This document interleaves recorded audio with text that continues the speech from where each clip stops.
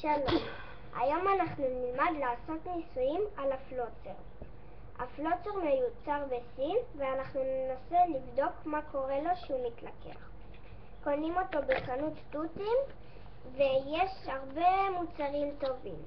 עכשיו אנחנו ננסה לראות מה קורה לו. הוא מתלקח קצת במים.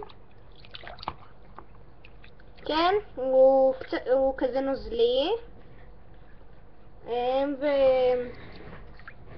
וכמה שיותר הוא נמצא במים ככה הוא יהיה יותר נוזלי.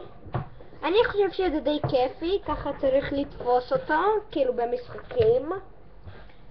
אבל כמו שאני ראיתי הוא נפל ושמתי אותו במים, הוא בעצם נקי עכשיו. וגם די חלקלק, זה נחמד.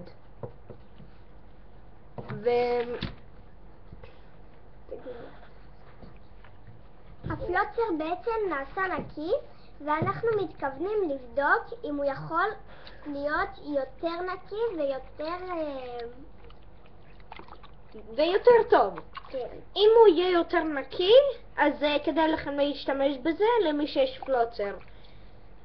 ואם הוא נופל נגיד סתם דוגמה, נגיד אתם בבית ספר, הוא נופל לכם על האדמה ואין שם ברז, אתם פשוט הולכים הביתה, מנוקים אותו קצת, אל תתייחסו לזה שהוא נוזלי כזה, רק שימו אותו להתייבש פשוט, פתוח, ואז הוא יהיה נקי שוב.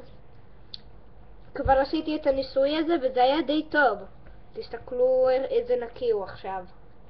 מקודם הוא היה כזה מלוכלך, נכון?